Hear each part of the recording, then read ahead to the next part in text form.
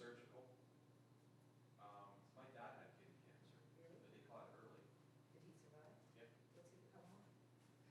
Sorry, I reset that stopwatch. Let's do 4 minutes starting from now. How long ago? Oh, 6 years. Really? That's good. But my dad's had colon, prostate, Was your dad a smoker or diabetes? worked in chemicals. Yeah. So we have 4 minutes. It's another, yeah. So So you know what the thing with my mother was? She and all 4 of her best friends were dead before 60. Now you tell, like her best friend who worked with her, they were all nursing students together. Her friend ran out of money, so she couldn't go to school with the money. She said, look at this, all 4 of them died of cancer before they're 60. She got convinced, and that year I wasn't in school with them, they got exposed to something. She said, I'm sure they were exposed to something. She goes, why are they all dying of cancer before 60? All 4 of them. Hey, look at this picture. She had this picture, and she posted on this wall. They're all dead. She said, I'm convinced. See, my dad is very rare. He's had, not metastasis, but he's actually had 4 individual flavors of cancer. Colon, prostate, kidney, and he has multiple myeloma now. Holy shit, I'm sorry. No wonder you know so much about cancer. But holy cow. Yeah, but that's 4, that is extraordinarily rare. Well, go talk to Bliss's dad about through a whole gamut of things, and I don't think it's some kind of other one. No, all I can do, whisper some sweet nothings in our ears. But How if many he- times if you said he that? works- I think he's dead too. You and I think 1, 2, 3, 4, 5. 5, 4, 3, 2, 1. You're here with Toronto Police at police headquarters. Yep. All good? Thanks. No problem. his personal life side. Oh, his personal life is great. And you guys okay with your balance? Yeah. Yeah. Sorry. Yeah.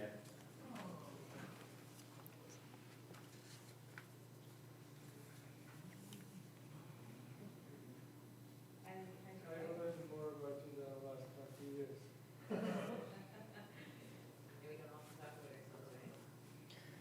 Conference will begin in exactly 2 minutes.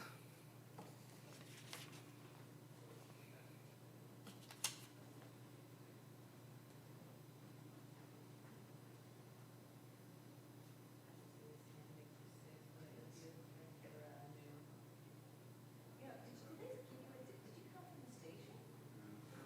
So they want us to cut on this, they said they had a busy station, so we're just gonna do the voice and then cover it there.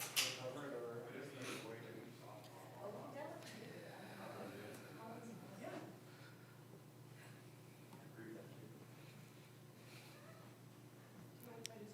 Yeah, go ahead. No problem. We're still at 2 minutes then. Perfect. Actually, no, we're approaching 1 minute now.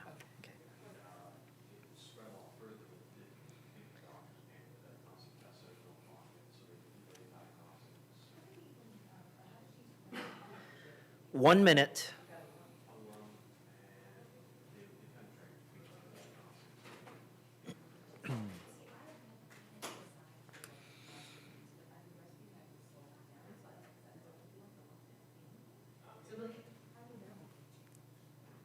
Well, both the liver and liver had it in the same year.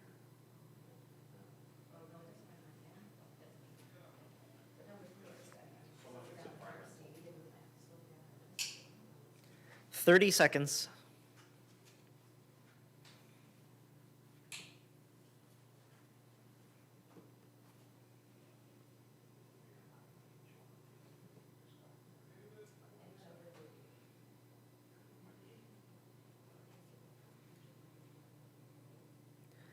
Ten.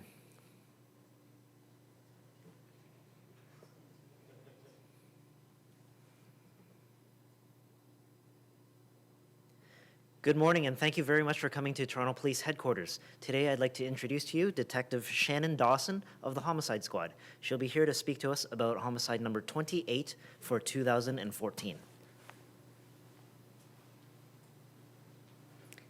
Good morning. On Saturday, August 30th, at approximately 2:30 a.m., police attended Bloor Street West and Concord Avenue in regards to an assault call. A 40-year-old male was located who was later identified as Jorge Interiano. Mr. Interiano had been assaulted and was being assisted by citizens. Mr. Interiano was taken to hospital where he later succumbed to his injuries. Witnesses in the area were interviewed, and we learned that Mr. Interiano had become involved in an altercation with 2 males. These 2 males were last seen fleeing westbound on foot. As a result of our investigation, we have obtained a substantial amount of video from the area. We are still in the process of viewing this video, but as we view the video, it has become evident that there was numerous pedestrians in the area at the time of the event. It is also obvious that some of the attention of these pedestrians was drawn to the area where Mr. Interiano was subsequently located. These individuals may have witnessed all or portions of the interaction these suspects had with Mr. Interiano. And perhaps they were unaware of the seriousness of the incident. We are appealing to the individuals whose photos we are releasing to come forward and speak to police to assist us in our investigation. As you can see by the photos that we have released, the faces of the individuals, of the witnesses, have been concealed. This is in order to protect their privacy, but we are confident that by looking at these photos, they will recognize it as themselves. We would like these individuals to contact investigators while the incident is still fresh in their memory.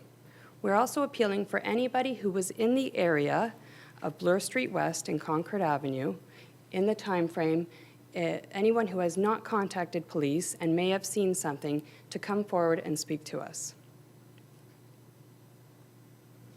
You're still looking for how many suspects at this point? We're looking for 2 suspects. Do you have any descriptions of them at this point? At this time, we're not releasing descriptions of the suspects. We had hoped that a lot of the pedestrians that we have observed in videos would come forward. At this time, we've had great cooperation from the community and great cooperation, and we have interviewed many witnesses, but we still feel that there are more to come forward, and until we get those independent observations and recollections, we don't want to put out a description of our suspects. Do you have reason to believe these 2 people are from Toronto? I don't have any reason to believe that. So you don't know if they're from Toronto? I don't know if they're from Toronto. Toronto. Okay, so how many witnesses, I can't tell how many are being shown, how many images of witnesses do you think there are all told? So in one photo, all of these photos were taken in the area of Bloor Street West and Concord. In this photo, it's actually the same individual. Oh, sorry, okay. So in this photo, there's these 2 individuals. They're kind of sleeping along. So in this photo, there's 4 individuals who are walking along the street. In one photo, it's 1 individual, and then in the next one, it's all 4 in a group, but it is the same group. In this photo, it's 2 individuals walking with a bike, and then the second photo is, in fact, the same male who was walking with the bike. And in this final set, this again is the same individual who's walking. So that's 7 people all total? That's correct. Did you hear from your witnesses what they think happened? I mean, you mentioned an altercation. So there was it a verbal fight, or what happened that led up to this beating? We have a very good narrative of Mr. Interiano's evening and where he had been throughout the evening up until just after 2 o'clock. What we're really looking to is for witnesses to come forward to shed some light on that period between 2 o'clock and 2:30 and what led up to the altercation. How would you describe this crime? How would you describe the crime? I was reading that people in this neighborhood said he was a nice guy. I mean, what would you say? How would you describe this? Obviously, it is a horrible crime. As all accounts from all of the people who knew George, as he was called in the neighborhood, George or Georgie, he was very well liked by the neighborhood. He worked in a few of the businesses doing odd jobs, and he seems to have been very well liked, an important part of the community. So obviously the community is very upset by this, and it's understandable.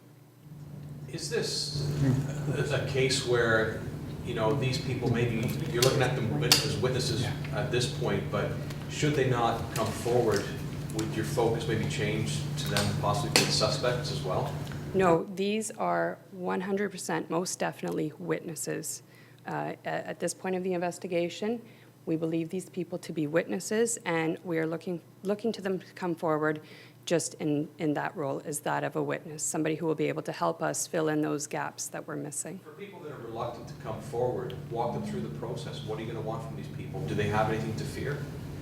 No, I don't believe they have anything to fear. We just want to speak to them and see what they saw, and each person probably would have had a different account, different observations, and we just want to speak to them and be able to find out exactly what it was that they did see.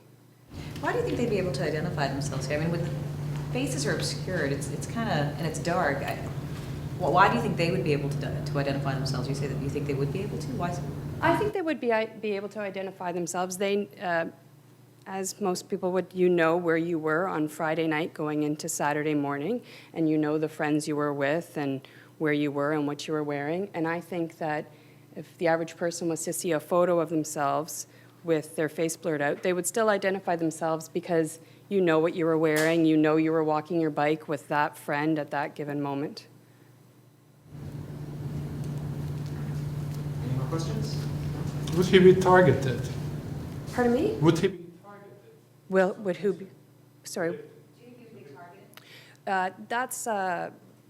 That's the part of the piece of the puzzle that we're looking for witnesses to come forward and tell us about. We don't know why this interaction happened and whether he was targeted or how it happened. So that's really the piece that we are looking and hoping that these witnesses and any other witnesses who did observe anything that night, whether it was somebody running by them or anything that was unusual, to come forward and speak to us. Do you believe these witnesses have a relationship with the suspects? Were they part of the same group or the same?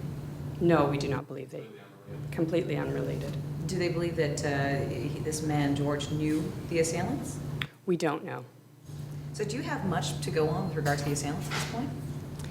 At this point, we have information that we've received from witnesses. We do have many witnesses. As much as we are looking to these witnesses, we have had great cooperation from the community, and we do have statements from other witnesses. We just want to put all of the pieces together and get a broader picture. Anything you'd like to say to the two people that you're looking for right now? Obviously, if come forward and turning yourself in would be the best possible solution at this time. Was George known to the police? The Toronto Police Service was familiar with George, however, we do not believe that played any role in this incident.